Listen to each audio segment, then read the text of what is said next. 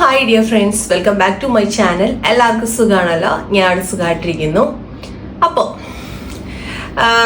നമുക്ക് ഇന്ന് ആനന്ദിനെ കുറിച്ച് പരിചയപ്പെടാം. ആനന്ദ് എന്ന് പറഞ്ഞിട്ടുണ്ടെങ്കിൽ ക്രൈം ഇൻവെസ്റ്റിഗേഷനെ കുറിച്ചിട്ടുള്ള യൂട്യൂബ് ലൈവ് സ്ട്രീമിംഗ് നടത്തുന്ന ഒരാളാണ്. ആനന്ദിൻ്റെ അച്ഛൻ ക്രൈം ഇൻവെസ്റ്റിഗേഷൻ ഓഫീസറാണ്.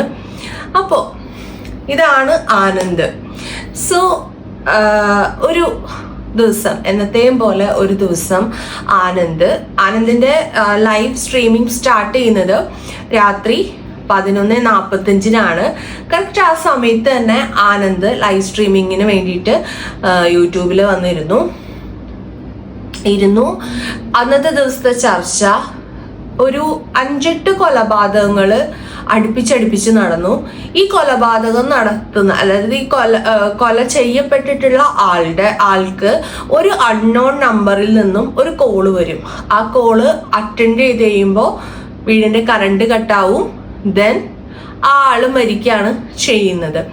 സോ ഈ ഒരു കാര്യത്തെ കുറിച്ചിട്ടാണ് ആനന്ദ് അന്ന് സംസാരിച്ചുകൊണ്ടിരുന്നത് ലൈവിൽ വന്നിട്ട്.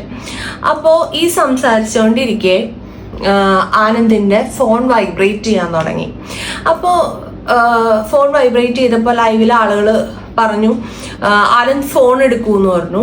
അങ്ങനെ ഫോൺ എടുത്തപ്പോൾ അതൊരു അൺനോൺ നമ്പർ ആയിരുന്നു. അപ്പോൾ ആനന്ദ് ഫോൺ എടുത്തിട്ട് ചോദിച്ചു, ഹലോ ആരാന്ന് എന്ന് ചോദിച്ചു. അപ്പോൾ ആ ആള്, ഓപ്പോസിറ്റ് നിൽക്കുന്ന ആള് പറഞ്ഞു, നിങ്ങളിപ്പോൾ ലൈവില് ആരെ കുറിച്ചാണ് സംസാരിച്ചുകൊണ്ടിരിക്കുന്നത്, ആ ആളാണ് ഞാൻ എന്ന് പറഞ്ഞു.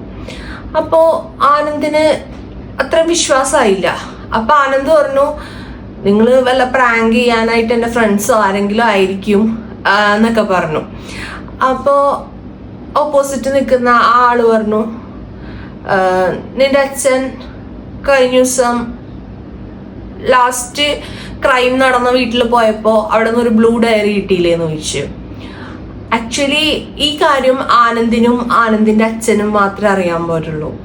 സോ അത് ആ അൺനോൺ നമ്പറിൽ നിന്ന് വിളിച്ച ആള് പറഞ്ഞപ്പോഴത്തേനും ആനന്ദിന് ചെറുതായിട്ട് പേടി വന്നു തുടങ്ങി. അപ്പോ ആനന്ദ് ചോദിച്ചു, നിങ്ങൾക്ക് എന്താണ് വേണ്ടത് എന്നൊക്കെ ചോദിച്ചു. അപ്പോ പേടിച്ചിട്ട് ആനന്ദ് ലൈവ് ഓഫ് ചെയ്യാൻ പോയി. അപ്പോ ആ ആള് പറഞ്ഞു, ആനന്ദ് ഞാൻ നിന്റെ വീടിന്റെ പുറത്തുണ്ട്, നീ ഒരിക്കലും ലൈവ് ഓഫ് ചെയ്യരുതെന്ന് പറഞ്ഞു. അപ്പോ ആനന്ദിന് ഭയങ്കര പേടിയായി.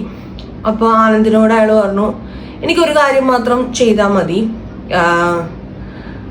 നിന്റെ ഹോസ്റ്റലില് രവി എന്ന് പറയുന്ന പയ്യൻ ആത്മഹത്യ ചെയ്തതായിരുന്നോ അതോ നീ കൊന്നതാണോ? അപ്പോ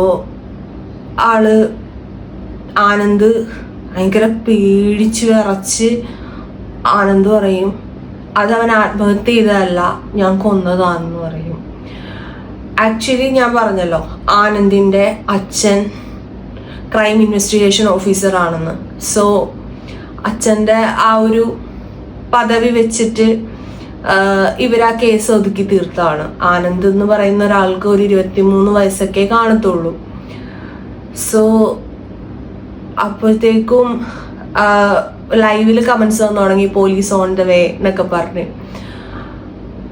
അപ്പൊ ആ ഒരു നിമിഷത്തില് ആ അൺനോൺ നമ്പറിൽ നിന്ന് പറഞ്ഞു, എടാ ആനന്ദ്, ഞാൻ നിന്നെ പറ്റിച്ചതാണ്, ഞാൻ നിന്റെ ഫ്രണ്ടാണ്.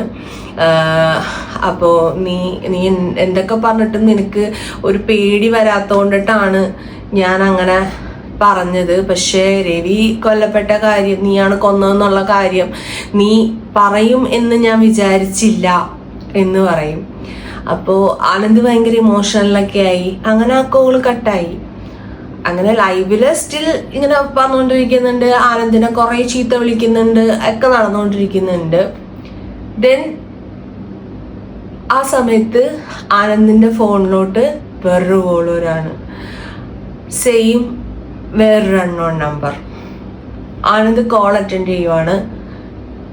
ദെൻ ഹലോ ആരാന്ന് ചോദിക്കുമ്പോൾ പറയും, നീ ഇപ്പൊ ലൈവില് സംസാരിച്ചുകൊണ്ടിരിക്കുന്ന നീ ലൈവിൽ ആരെ പറ്റിയാണോ സംസാരിക്കുന്നത് ആ ആള് തന്നെയാണ് ഞാൻ എന്ന് പറയും. ഞാൻ നിന്റെ വീടിന്റെ പുറത്തുണ്ട് എന്ന് പറഞ്ഞിട്ട് ആ പറഞ്ഞു കഴിയുമ്പോൾ തന്നെ അവിടെ കറണ്ട് പോവാണ്.